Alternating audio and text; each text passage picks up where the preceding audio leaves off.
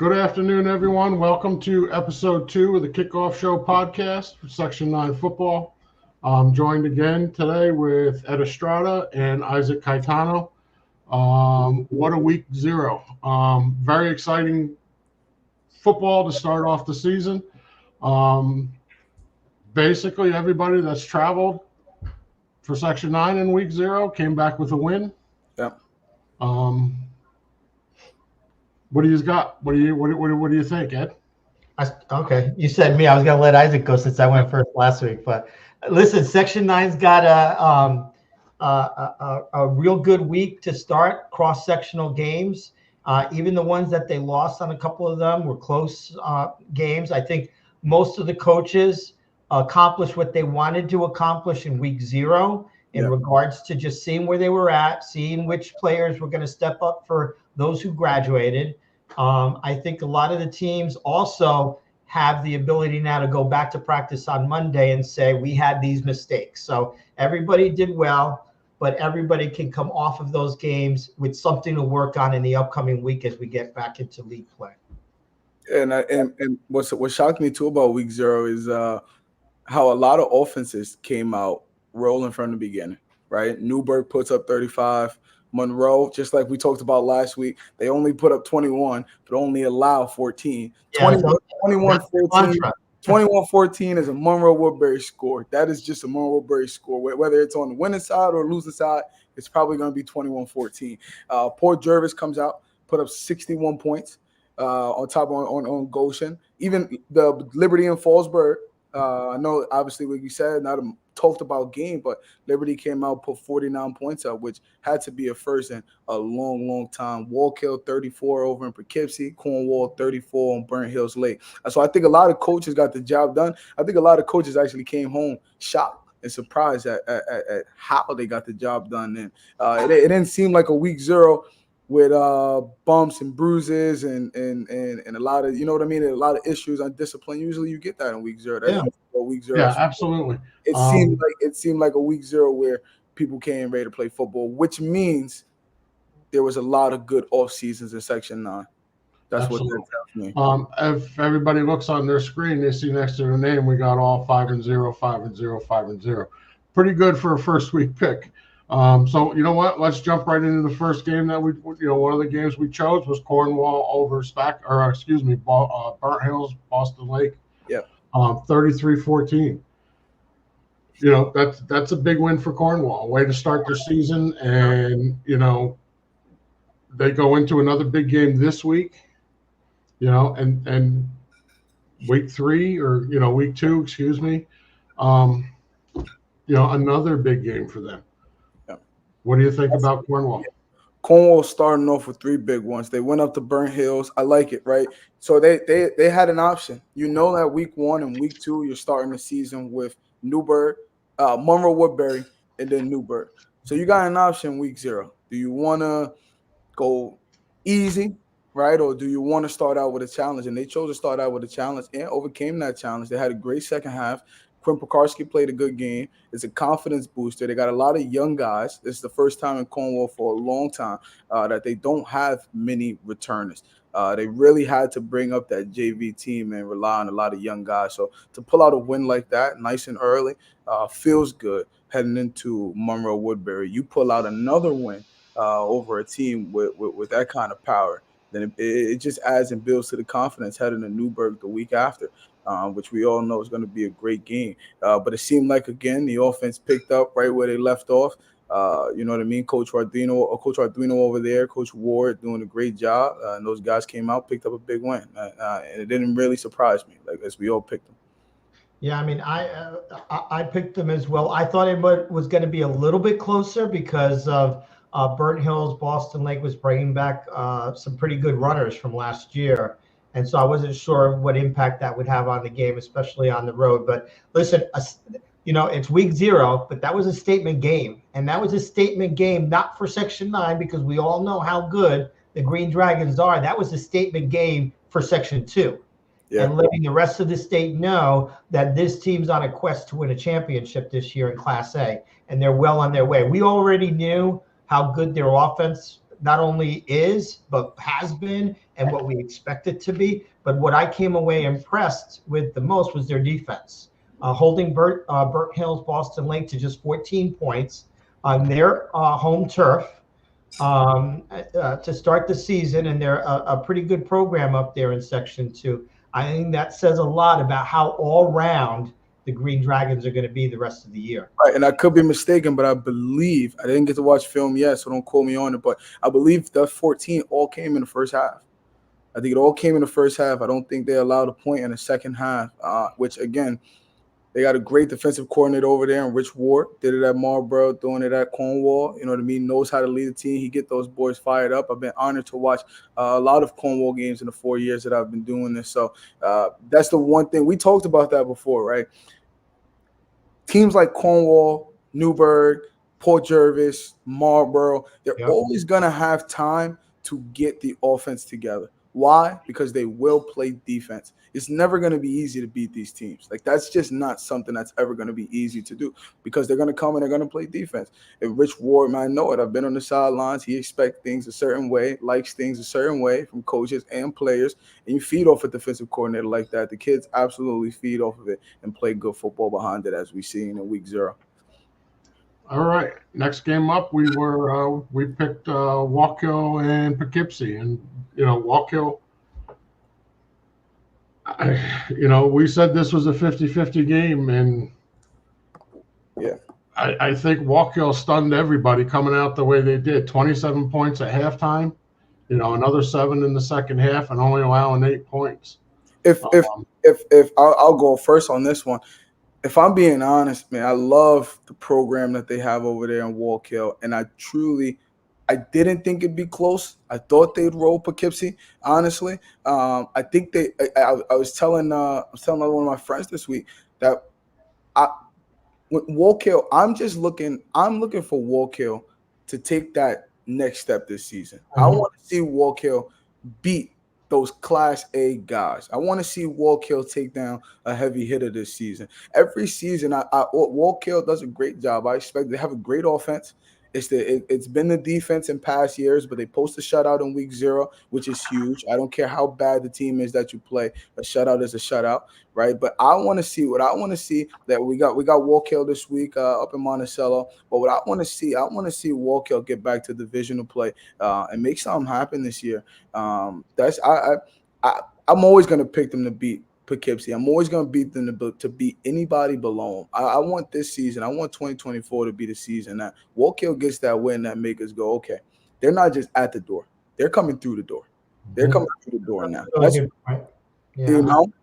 That's a great point about them not losing to teams they're not supposed to lose to. Yes. I think the coaching philosophy over there, and that's a testament to coaching, that you don't lose to teams you're not supposed to. Yes, and they don't. For the most part. But they had a really nice outing by Kent Glasgow on the rushing the football. He had 115 yards on 11 carries and a couple of touchdowns. Rauschenbach had a couple of touchdowns as well. They only needed one pass for a touchdown, and that was for a touchdown from 40 yards out. So from Petrusek, or to Petrusek. So I mean, they're, like you said, they're not going to lose to teams that they're not supposed to lose to. So the question becomes, they should go 2-0 next week when they take on Monticello. And I think I'm looking back at the following week to see who they play. But you're right. They're going to need now. Are we expecting them to go in and take out a Cornwall? Probably not. Cornwall is going to be able to beat some Class AA teams this year. Yeah. But we do expect them to, they'll make the playoffs. Should make the playoffs. Yes. And we'll see what kind of noise they can do there. But you're right. I didn't think it was going to be close. Poughkeepsie's only won 1 game in the last 2 seasons, so it was going to be difficult for them to take on the Panthers. But I think Panther Nation is going to be happy. It's kind of like that team, Isaac and Ed, that always wins enough to get into a bowl game, right, on the college football level, and they might win like a mid-level bowl game. But the fan base is always looking, when are we going to knock down the door and get to the Sugar Bowl or something like that? So that's the next step for the Panthers, and we'll see if they can do it this year. Always the bridesmaid, never the bride. Always the bridesmaid. There it is. There it is. Very soon they'll become the bride. I have high hopes. They got good coaches over there. Coach Pilateri. I think you're going to see a good. I think you're going to see a good season from Wallkill this year, and Sean Petrusek, who I am friends with his father. I think you're going to see a good season from him as well. Once they realize this kid's talent, I think you see Wallkill utilize him a lot more than they have in the past. Panther Nation, great. It's like Friday night football in Texas. Yes. Wallkill. Yeah. Next up, Spackenkill and Marlboro. Marlboro doing what Marlboro does, 39-3. Just run the football, play really good defense, and let it be. 5 turnovers they forced in that game against Spackenkill to win 39-3. Yep, 2 They find a Highland next week, but it's kind of, when you're looking at that classification, it's like Class A. You have Port Jervis, right? Then you have Marlboro. Whereas in A, you got Cornwall with Wallkill. It's kind of that same disparity a little bit. No, I agree. That's not anything against the likes of Marlboro or Wallkill. It's just you have 2 state championship type teams in Port Jervis and in Cornwall in those 2 classifications. But Marlboro doing a great job. Sal Monteperto Jr. had 135 yards rushing in that ball game with 3 touchdowns. Rivecchio, the quarterback, not only threw for a touchdown, but also had 80 yards on the ground and scored 1 from there as well. So they're going to be the Marlboro team we expect, and we expect them typically to be right in the Section 9 Class B final, probably against Port Jervis. Yeah, I mean, Beacon had a big win, but I know we'll probably get there. Beacon had a big win over Red Hook, so Saugerties beat us on Saturday. I don't see. I haven't got to watch the Beacon film. Maybe they can't compete with Marlboro this season, but my money would be on Port Jervis versus Marlboro for another time in that final, and we'll see what happens there. All right. Here you go, Isaac. Port Jervis and Goshen.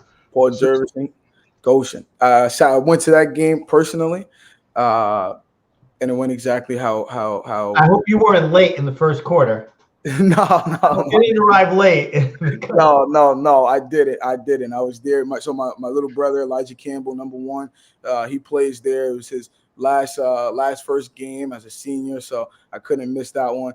He had an amazing one-handed catch. It was a great game. Anthony Theodore ran all over the field, up, down, east, south, north.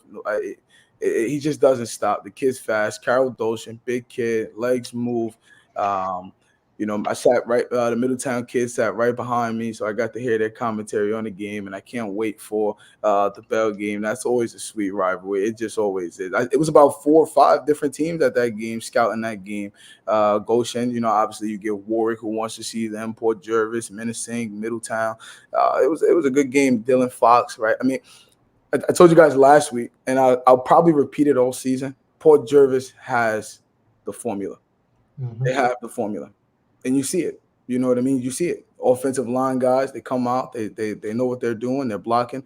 Dylan Fox at quarterback, good quarterback, 1-2 punch. Anthony Theodore, Carol Doshin, and Elijah Campbell just made a name for himself on the outside, making some solid plays, 2 great catches for about 50 yards. So I expect Port Jervis, like I said, to do this all year. We talked about it last week. For Port Jervis now, right? Obviously, the Bell game, that's first. You got it. Bell game, Minisink, those are the first. Those are the 2 big challenges of your season. But for Port Jervis and I, what do you do in that first round after the Class B final? You know what I mean? What do you do in the first round after the Class B final? They got the formula, but they have not found the formula for that yet. So yeah. That's what I'm waiting to see. I can tell you, I expect them to win a state playoff game this year. I don't know how far they'll go beyond that. But they'll kick the door down this year in the state playoffs. That's assuming they take the Section 9 title, which I think they're just too strong and too experienced not to take the title in that classification. You mentioned Dylan Fox. He was 6 of 8, 138 yards with a touchdown. Theodore, 127 yards and 4 touchdowns, 3 on the ground. Carol Dolshin had a couple of touchdowns with 120 yards on the ground. They just punish you. It's unbelievable. They punish you, and it was 34-7 at halftime. And again, this is not a testament to what Goshen is as much as it is a testament to what Port Jervis is at this point in time. It's like they didn't skip a beat. It's like it's like last year never ended, right? There was no the advantage they have there that some of these other teams don't have coming up this year is they don't have to replace anybody from last year graduating that was going to have a serious impact on either the offensive or defensive output of the team, like some of these other teams have this year. So they were able to skate right in, and I think you saw the difference between Goshen and Port Jervis because, Goshen has those issues like most other teams do where they need people to step up from graduating seniors, but Port didn't have to do that this year, and they're likely not going to have to do that next year because Fox is still going to be on the team next year as well. So, I was fortunate enough to do the Middletown Baldwinsville game on radio this weekend with Tom Fagione, who does the Port games on radio, along with Kevin Halpenny. And, they are just chomping. If you are out there either watching now or watching later from Middletown, you have to come play in that Erie Bell game because this team can roll all over you if you're not ready. But I know Middletown, they're not going to take them for granted. It won't happen. Because it's an Erie Bell game, but this will be a very close Erie Bell game matchup in a couple of weeks. Before that, Port Jervis has got a Liberty team that they got to play, which probably, unfortunately, for Liberty is going to be the same type of halftime score. Yeah, it's on the and I know these things don't matter, but to kids they do. It's on the brand new field at the high school. Friday Night Lights on Chase Field. It's going to be a great environment in Port Jervis. It's probably going to be a packed house. You know what I mean? It hasn't been a football game there since the turf's been there. And I think that's the only game they're playing there before they head to Gwinnett. Because I have it on Gore. The AD told me Gwinnett should be done sometime this week. So you know what I mean? Obviously, Port Jervis, you get. I coach at Monticello, so I tell my guys all the time, you got to understand that when you aren't successful, when you haven't been successful in a long time, teams get a boost off of that. You know what I mean? They get a boost off of that when hey, I'm waking up to go play Liberty, Fallsburg, Monticello. You wake up with a chip on your shoulder. You got guys who might have never played a snap on varsity who thinks they're about to do whatever they want. You know what I mean? It's a stat pattern. So you got to come prepared and you got to play that much harder. That's why it's not easy to beat anybody when you're at that level, because no matter what, Port Jervis might not even have the strongest team of all time, but those guys wake up ready to play. And one of the things that I see really as a common thread between most of these good teams right now, probably more so this year than I remember in the past. In the past, you have these offensive threats, whether it's a star quarterback or a star running back or a star receiver. There's a standout on these teams that typically warrant that team winning by good margins or being consistent. But this is the year, I'm telling you right now, this is the year of the offensive line. The offensive line in most of these teams are the reason why these offensive players are having the games they're having. Right. Port's got a good offensive line. Cornwall's got a good offensive line. Newburgh's got a good offensive line. Middletown's just developing theirs after graduating a great offensive line. And I saw them this weekend, and they're not going to be that bad. There's not, obviously it'll be a step below last year's, but it's still a pretty good. All of these teams, Monroe's always got a good offensive line. Marlboro's the same thing. This is the year, probably the best year that I can remember from an offensive line standpoint in Section 9. You're right. We're seeing. You're right. I mean, we're seeing a lot in the past 4 years. Obviously, where you're seeing guys who never, you don't hear about them in their junior year. Senior year, they pop. You're seeing a lot of, usually you have that one guy who's been a star in the past. When I was coming up in the program, you had guys who've been a star, got pulled up in 10th grade, you know what I mean? And they're just making it happen. But now you're able to make anybody a top 5 running back or wide receiver in Section 9 with the offensive lines that's being played. A lot of quarterbacks, you can take chances on a lot of quarterbacks with the offensive line play that's happening in Section 9, which is great because like we talked about last week, when it comes to the state playoffs, that's what you need. in that first round versus Section 1, you're gonna want an offensive line that can block, because those guys are coming in big and they're coming in strong and heavy. So it's what you expect. So yeah, like Port Jervis, 61 points opening night. We'll see where they head the rest of the season. All right, next up is Newburgh Free Academy and Arlington. 35-0 Goldbacks. I'll start that one because I made you guys change your mind last week. Oh, you made me change my mind. Yeah, I had Newburgh. You guys had Newburgh. Yeah. But Ed, why don't you start it? All right. I don't have much stats on it. Max Preps didn't have anything on their website as far as Newburgh, putting up their stats. I guess that's something else. Newburgh likes to keep quiet. They do.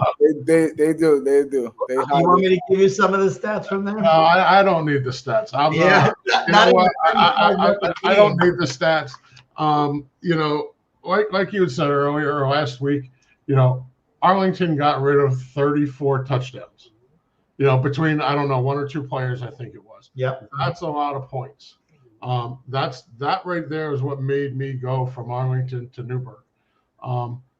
I still don't think Newburgh's the powerhouse that they once were.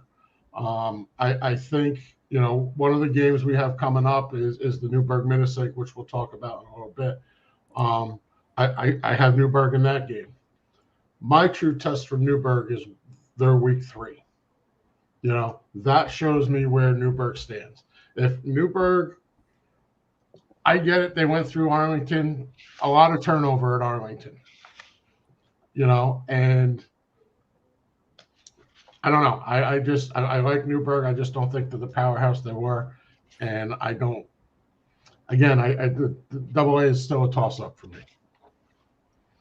Yeah, I mean, Newburgh, I did not think this game would be close. The only caveat that I had was last week when Isaac mentioned the quarterback switch. So I wasn't sure where that might get headed. But, Bruce Montgomery had over 200 yards rushing on 22 carries and a couple touchdowns. He was the one that was in the shadow of Tajir Walker last year, and he's obviously no longer in that shadow whatsoever.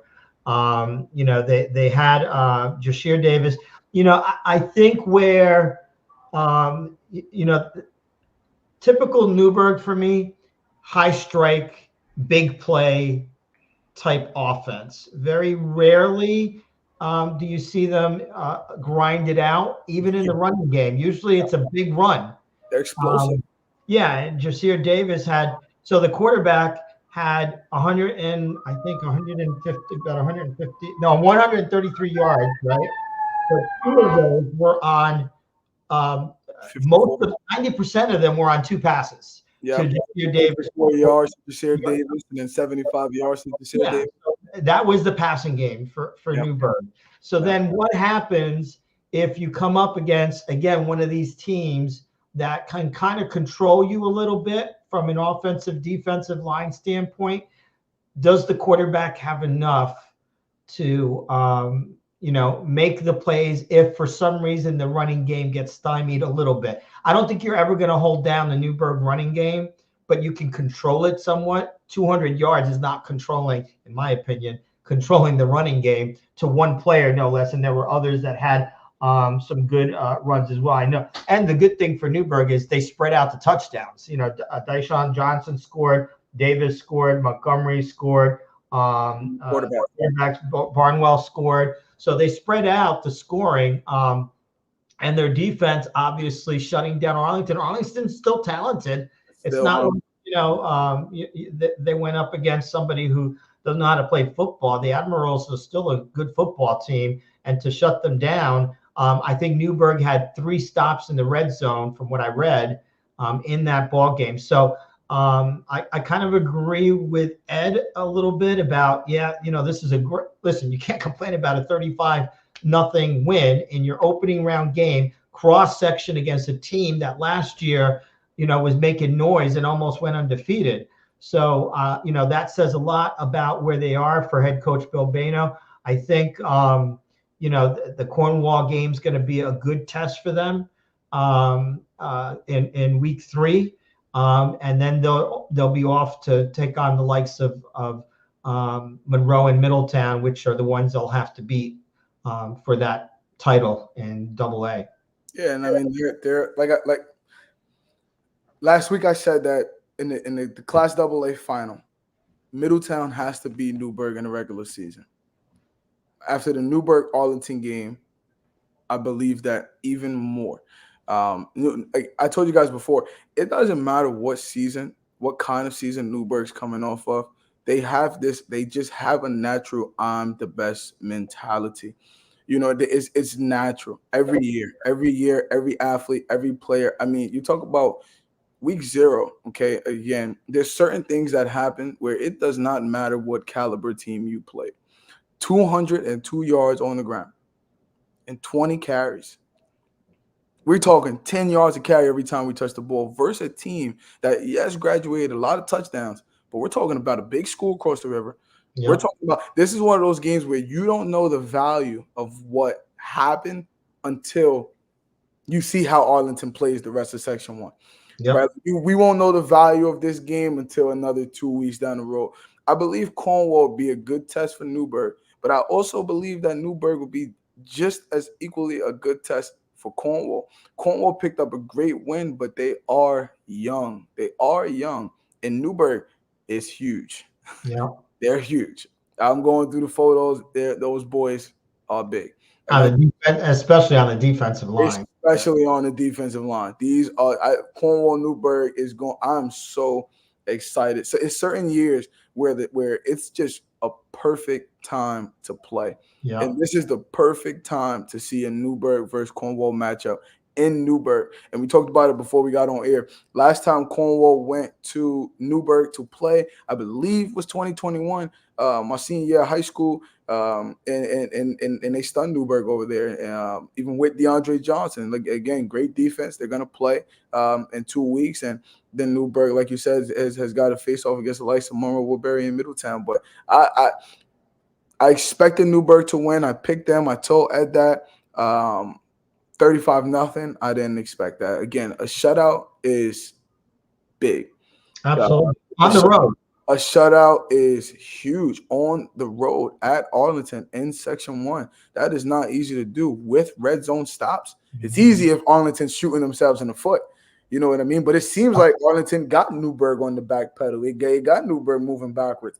And Newburgh just they bent but didn't break. I'm looking forward to seeing the Goldbacks the rest of the season. And like they're a lot. They're a lot more fun to watch this year than they were last year. You know, and I think some of the unknown is what can they win the section title? 100% they can win the section title, but they also could finish second or even third. So it kind of depends on whether we see any mistakes penalty-wise and turnover-wise, which sometimes bites the Goldbacks in the past. A lot of times. And I don't know how it was up in Arlington. I didn't see the game, so I'm not sure whether they had any issues. I know Campano was quoted as saying that we have a lot of stuff that we can still work on, which I think a lot of Section 9 coaches are looking to do this week after week 0. But listen, you can't complain with the start.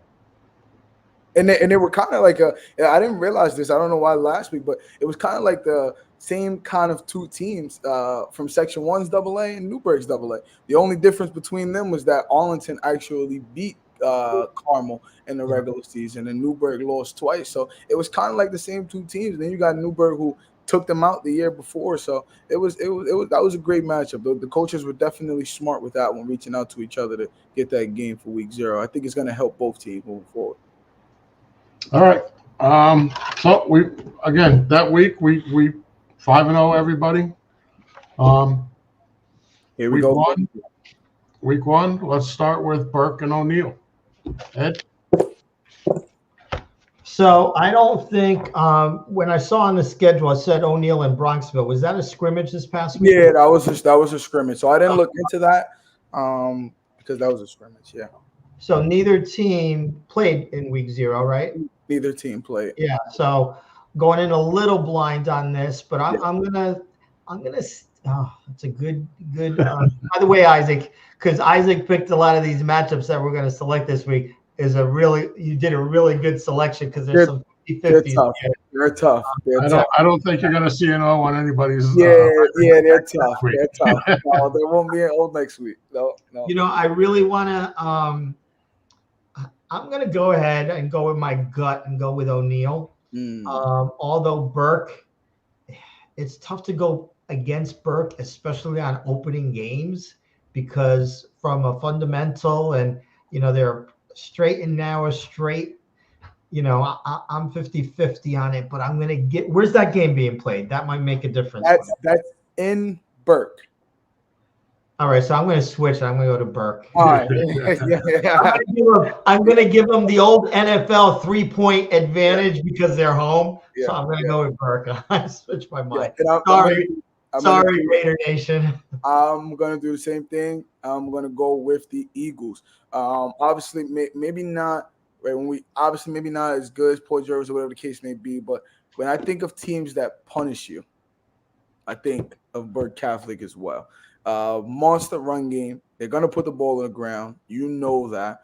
O'Neal, they're going to obviously spread it out normally. I think Burke's going to take a lot of clock marching up and down the field. I think they're going to win with the run game. I'm gonna go Burke with this week. Don't know a lot about them. I know they got a lot. They got returners. They do have returners. So we'll see how that goes on Saturday. But I'm gonna go with Burke Catholic. No, we'll make it a sweep then. I'll agree with all of you. Warwick, Middletown. I'm going to take in that one. Hold on, let me mark that. I got Burke. I'm going to take Middletown. Warwick had a good game last week over in Staten Island, 27-0 against Wagner. Brody Federa, quarterback, had a good showing. But Warwick again. I'm going to say the same thing about Warwick that I say about Wallkill. They're at the door. I want to see Warwick come through the door. Middletown, they're coming off a loss. And I'm going to take Ed's word here. He said the offensive line is they're going to grow. They're going to be better. I don't know if we want to talk about what we talked about pre-air as far as the offense, but I'm expecting Middletown to come in and win that game. Middletown plays great defense. Told you guys last week, great defensive coordinator in Chris Conklin. They're going to show up. They're going to play defense. They only allow 14 over the weekend. And if I'm not mistaken, again, I didn't get to watch film yet, 0 points in the second half, Ed? Correct. Yep. I think Warwick's gonna have a tough time. Is that in Warwick or is that in Middletown? It's in Warwick. Warwick? Oh, that's fine. That's fine. Yeah. So I mean, I was fortunate enough to be up in Baldwinsville to see that game, and I think Coach Strenfield got exactly what he wanted, except for the W in that ball game. He got to see his revamped offensive line after graduating so many stars off of that line from last year. And as the game progressed, they got better and better and better, so that by the time they got to the second half, Jelani Graham was doing his typical Jelani Graham running and really going up and down the field. Too many mistakes penalty-wise. Baldwinsville kept turning the ball over, and Middletown couldn't take advantage. They took advantage the first time. So the opening series for Middletown, they ran the football unsuccessfully on a couple of rushing attempts. And on a third down and long, going out of bounds, JoJo White, they had a personal foul on a face mask that gave Middletown an automatic first down. And then they drove it down the field, mostly on the strength of JoJo Royal's arm, because then he started to throw. It loosened up that Baldwinsville defense. But the offensive line did a great job protecting for most of the night. And then, as I mentioned, as the night wore on, you can tell that they felt a lot more comfortable in run blocking. So I don't think that's going to be an issue, whereas going into the game, it was a question mark. The Middletown defense, I think, played outstanding against a Baldwinsville team that came in with a pretty good rushing attack. But their head coach, San Filippo, is in his 40th year up in Baldwinsville, and he adjusted in that game. Middletown and myself and Tom Fagione, who did the game with me, came in thinking that they were going to just run the football the whole time because they had a quarterback that graduated, and instead they totally, kind of threw a screw in everything and started throwing the football, and that caught Middletown on their heels in the opening quarter mostly. Gave up a touchdown on the opening drive and then gave up 7 points the rest of the game. So from a defensive standpoint, Middletown looked good. JoJo Royal sat in the second half, got a little nicked up. I didn't think it was anything serious. It didn't look anything serious, so I fully expect him to play against Warwick. The backup quarterback, Anthony Russo, came in, did a nice job. I think he was a little bit too excited sometimes. He overthrew a couple of receivers, and that happens when, in the heat of the moment, you get in there. Coming up from JV. Mm-hmm. Yeah, and at that point, too, in a 14-7 game, you're trying to ground down the time. You're just going to hand the ball off to Jelani Graham, and he looked really good, getting ready to put it into the end zone, and then he got stripped from behind, unfortunately, to cause a fumble, and that ended the game at 14-7. But that Section 3, Baldwinsville, is in the same conference and division with some powerhouses.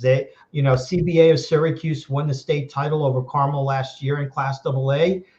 Cicero North Syracuse is with them, Liverpool, Utica Proctor, Fayetteville, Manlius, West Genesee, all in that conference.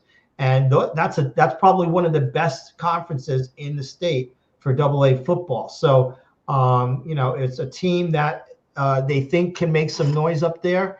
Obviously, they've got to go through CNS and through CBA Syracuse again. But nevertheless, it was a good marker for Middletown to use. And going in against Warwick, I don't know that much about Wagner, the team that they beat out in Staten Island. Scored on the opening touchdown. I'm sorry? They scored on the opening kickoff. Warwick scored on the opening kickoff. They shut them out. Only outside of that, if that doesn't happen, they only put up 3 touchdowns. I'm not sure in the second half if he sat the starters, which is always a possibility when you're up 27-0. Yeah, which is one of the reasons why Royal was sat at Middletown. I think, if it was Newburgh and a league game, he's probably staying in the ball game. Okay. But why are you going to risk your starting quarterback in a non-league week 0 game if they're nicked up? So I think that's the reason why that happened. But Warwick, as you mentioned, Isaac, a little bit like Wallkill in the feeling of, they're always there. They're always in the playoff discussion. Always going to beat who they are supposed to beat. Yeah, and the funny thing with Warwick is they're always going to have a good offense. Yes. But in the past, what's killed the Wildcats has been on the defensive side of the football. I'm not sure that changes this year. And when you got to play against the teams that they have to play in that AA, it's hard to do. They're Division I Class A.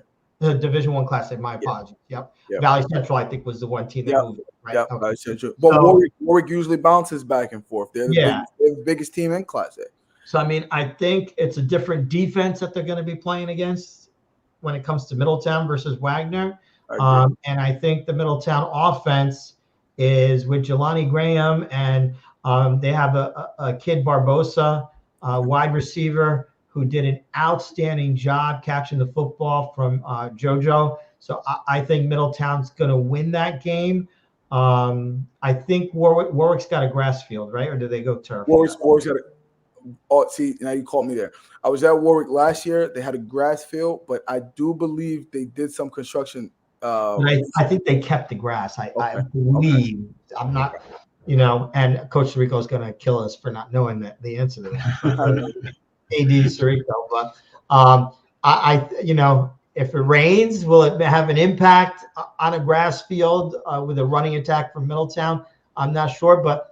Listen, they got a good passing attack. Warwick does, but I just think Middletown's too strong to lose that ball game. Yeah, I agree. Yep, I'll agree with Middletown. Next up, Goshen and Kingston. So this is where I believe I'm putting my 5-0 on the line. I want to say Goshen, but I'm gonna say Kingston. I'm gonna go with Kingston. Unless it was a team that Kingston was supposed to beat, I don't think I've ever went out on a limb and chose Kingston. Kingston's coming off a 13-2 win against Nyack. head coach Scott Rickerson. Hopefully I didn't say his name wrong, but he just picked up his first win in his debut over there across the river in Section 1. I think he's going to head to Goshen with the Kingston Tigers and look to do the same thing. Goshen didn't look bad against Port Jervis. That is one thing that shocked me about Goshen. Goshen's offense, they spread it out.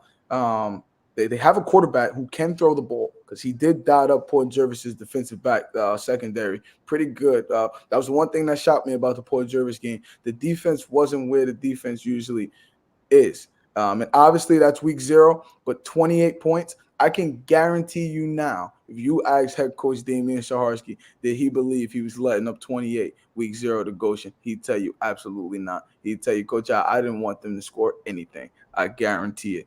So I was a little, so young guys, like we said, but so Goshen can make plays. Gene Lewis on the outside. They got a lot of fast, speedy guys. It's the defense that I'm worried about.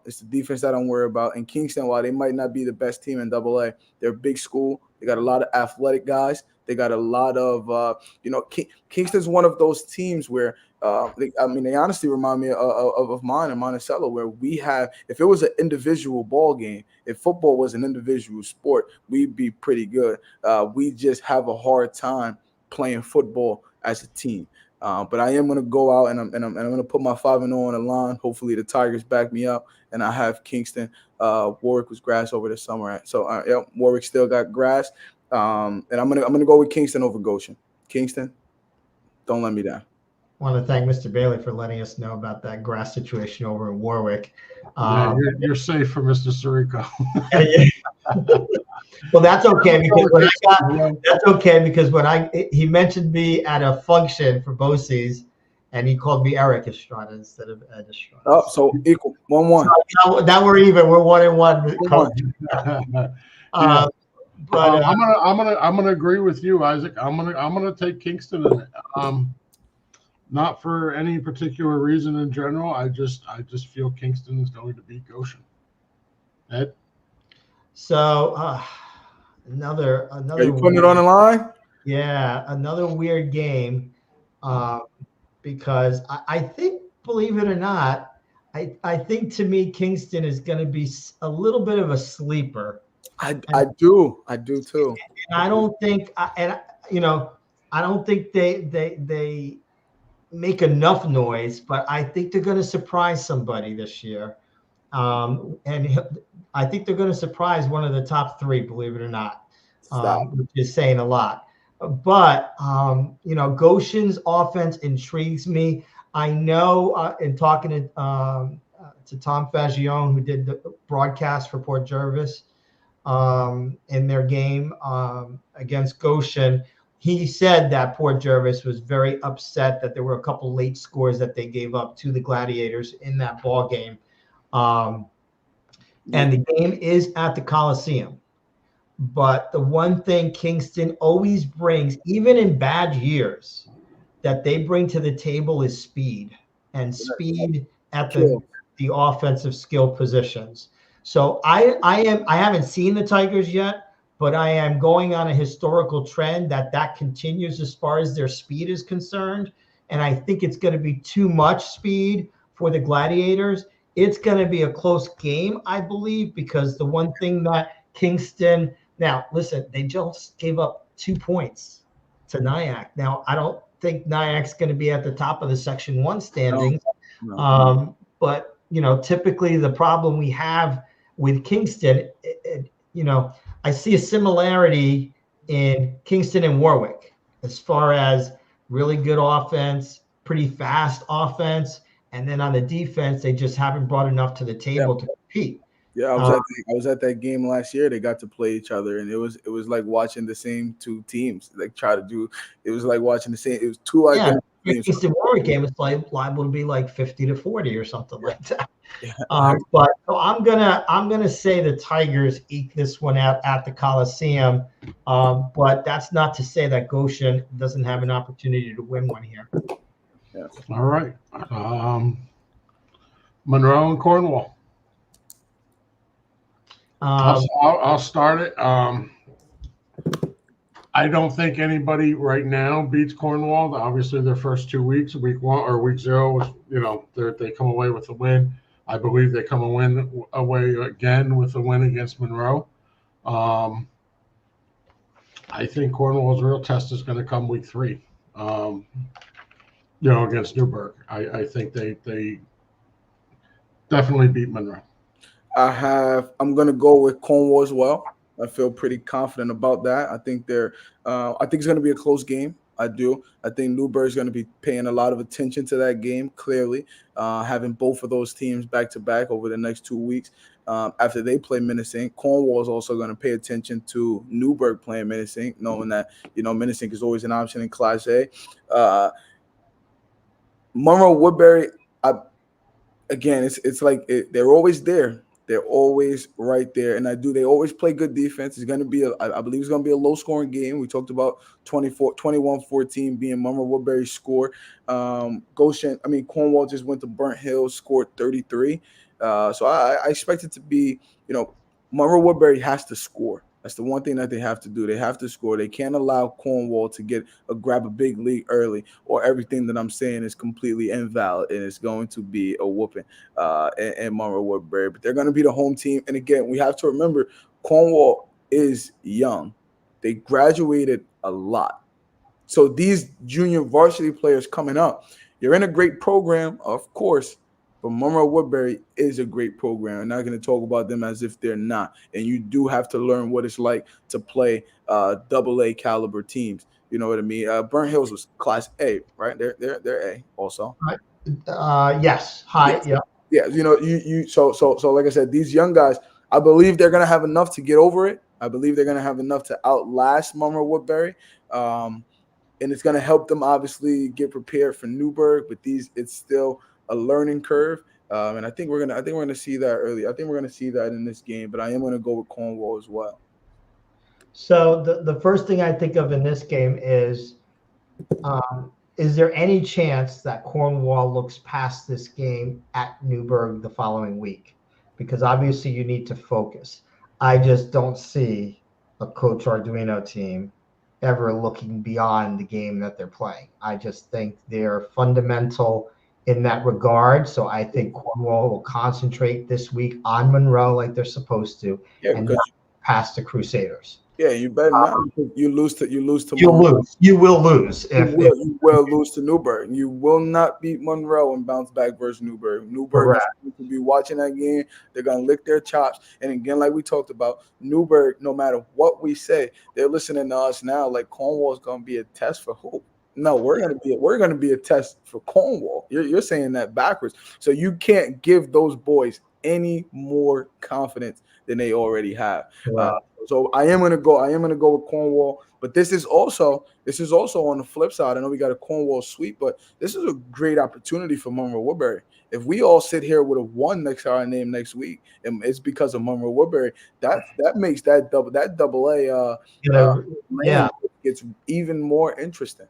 But and then going back to history, and we talked about the fact that every game at Monroe, they rarely score over more than 21 points, and they rarely give up less than 21 points. To me, the issue with the Crusaders is they're too one-dimensional on the offensive side. Yeah. And so from a defensive standpoint for Cornwall, which if you're going to pick the weakness of the team, the offensive side or the defensive side, it's typically the defensive side for the Green Dragons. But when they can just concentrate primarily on the running attack for the Crusaders, that's a little bit easier for them to do than to have to deal with a multi-offensive team. That's not to say that Monroe doesn't. The reason why Monroe a lot of times is one-dimensional is because they do it so well. I want to do I want to be average in everything, or do I want to concentrate in one thing? They have the best. I will tell you right now, in my opinion, history-wise, Monroe Woodbury always has the best offensive run-blocking schemes in Section 9. They do a great job of coaching that. Everybody knows their lane. They know what to do. The running backs know where the blocks are going to be. And that's what makes that team run like a fine machine from a running standpoint. but they're too one-dimensional when it gets to, taking on Newburgh or taking on Middletown, going into the state playoffs. And that's the one thing that worries me about Monroe Woodbury. And I know a lot of the kids that just graduated from there felt the same way. They have a lot of talent. That should and I don't want to get ahead of myself here, but that should never be a problem at a school like Monroe Woodbury, being one-dimensional when you're going against Newburgh and Middletown and Cornwall. Again, like we said, playing how they play is great, and they're gonna beat everybody they're supposed to beat. Right, but we're in this for the long game. Monroe Woodbury is a prestigious. They're a solid program, a good program. If being one-dimensional is the problem when it comes to playing Newburgh and Monroe Woodbury, Newburgh and Middletown, they have the talent. You can't tell me they don't have the talent. You can't tell me they don't have the kids walking those halls to rise up to that level. I don't, like we just said, one of the best offensive run schemes. I don't even believe they'll be average if they chose to do a little bit more. You know what I mean? I don't, and that's not saying that in 1 year you need to do it. That's not saying that, the one regular season loss that Middletown had last year was to a Monroe team. And how did Monroe win that game? They went over the top in that game. Middletown got burned a couple of times on some long touchdown passes, and that's how they defeated the Midi Bears. But I see this one more like 28-20 Cornwall, something in that area. I agree. I agree. All right. Next up, Newburgh Minisink. I'm gonna go with Newburgh. Newburgh Minisink played last season as well. They played each other last season, and if I'm wrong about that, then it was definitely the season before. And Newburgh won pretty convincingly, which is normally gonna happen when Newburgh plays anybody in that Class A level besides Cornwall. That's the only team in my time that I've seen compete with Newburgh that wasn't in AA. These kind of games for Newburgh, they just have an expectation out there to beat these teams. I think we're going to see another solid performance from the running back over there, Bruce Montgomery, 200 yards in week 0 against Arlington. Minisink plays good defense. They play solid defense every year, but is it better than Arlington's defense? That's questionable. Offensive line on Minisink, usually solid play, great play. I don't think they'll be able to get anything going against that Newburgh defense that I just saw on tape. I think Newburgh's gonna. I think they're home. So if they're home, they're home this year. So they definitely played at Minisink last year. I remember that correctly. And I don't think anything will be different. I think Newburgh takes this one by landslide. I agree with that. Newburgh definitely over Minisink by a lot. Ed? Yeah, I think so. To your point, they did play last year at Minisink, and Newburgh defeated the Warriors 28-6. So I kind of think we're headed in the same direction there. I think Newburgh takes this one by about the same score, as last year.